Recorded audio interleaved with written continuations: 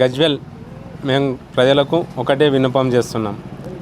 గజ్వేల్ అభివృద్ధిలో ఎవరి పాత్ర ఏంది తెలుసుకొని ఓటేయమని చెప్పి అడుగుతున్నాం. కేసీఆర్ గారు గజ్వేల్ అభివృద్ధిని ఒక 50 సంవత్సరాల ముందుకు తీసుకుపోయాడు. అటు పాండవుల చెరువు కానీ, మన 17th వాళ్ళనే చూసుకున్నట్టయితే ఒక పాండవుల చెరువు కానీ, రైతు వేదిక కానీ, ఎల్లమ్మ గుడి దగ్గర గౌడ సంఘం కానీ, అదేవిధంగా రోడ్డు వైండింగ్ కానీ, రోడ్డు వైండింగ్ బాధితులకు డబుల్ బెడ్రూమ్లు కానీ, అదేవిధంగా 1200 డబుల్ బెడ్రూమ్లు కట్టించినటువంటి ఘనత కూడా కేసీఆర్కే దక్కుతుంది.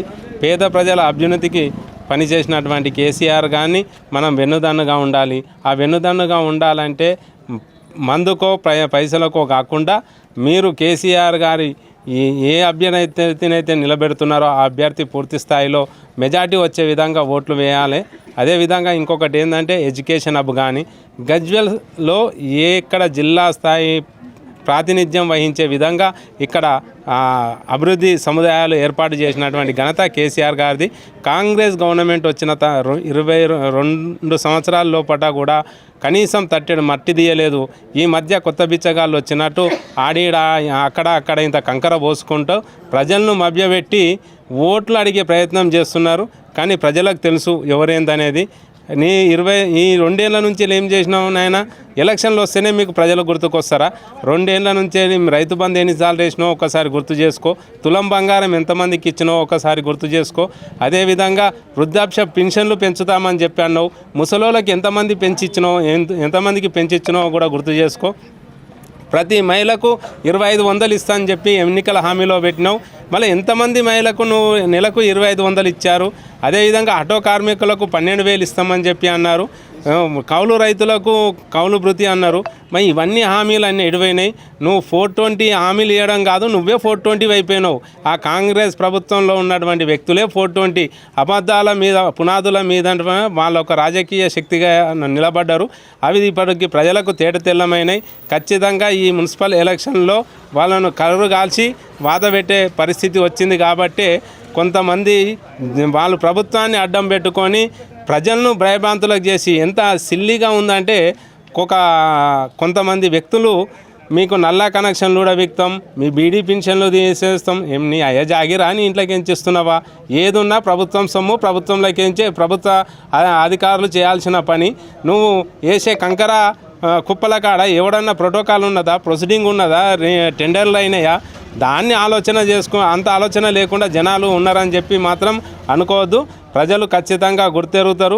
ఎందుకంటే ఒక్కొక్కరికి రోడ్డు వైండింగ్ లోపల డబుల్ బెడ్రూమ్లు పేద ప్రజలకు అందాల్సినటువంటి డబుల్ బెడ్రూమ్లో నీ ఇంట్లోనే 3 డబుల్ బెడ్రూమ్లు రాసుకొని వాటిని నీ పేద ప్రజలకు అందవలసినటువంటి డబుల్ బెడ్రూమ్లు ఇప్పుడు ఉన్నటువంటి అపోజిట్ అభ్యర్థి 3 కొడుకుల మీద డబుల్ బెడ్రూమ్లు రాపించినటువంటి వ్యక్తి మీరు ప్రజలకు సేవ చేస్తారా?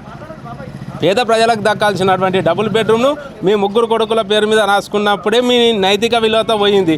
అదేవిధంగా పర్మిషన్ లేదని చెప్పి డాబా పైన మున్సిపల్ సిబ్బంది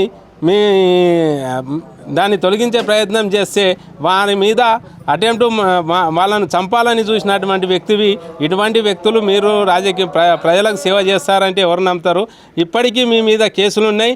మీకు దమ్ము ధైర్యం ఉంటే డబుల్ బెడ్రూమ్ల మీద నేను ఇప్పుడు కూటమి సమకాడ చర్చించడానికి సిద్ధం. చర్చకు రండి.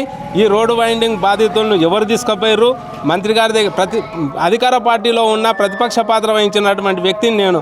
ఎందుకంటే అప్పుడు ఉన్నటువంటి కాంగ్రెస్ పార్టీ పనిచేయలేదు, బీజేపీ పార్టీ పనిచేయలేదు. ప్రతి సందర్భంలోనూ సన్నివేశంలోనూ ప్రజలకు వెన్నుదన్నుగా ఉండి ప్రజలతోటి మేము మంత్రి గారి దగ్గర కలెక్టర్ గారి దగ్గర ప్రతి సందర్భంలోనూ ఈ వార్డు సమస్య ఏదొచ్చినా కానీ ప్రజలతోటి మమైకమ్మై పనిచేసినటువంటి వ్యక్తులం. కాబట్టి కేసీఆర్ గారి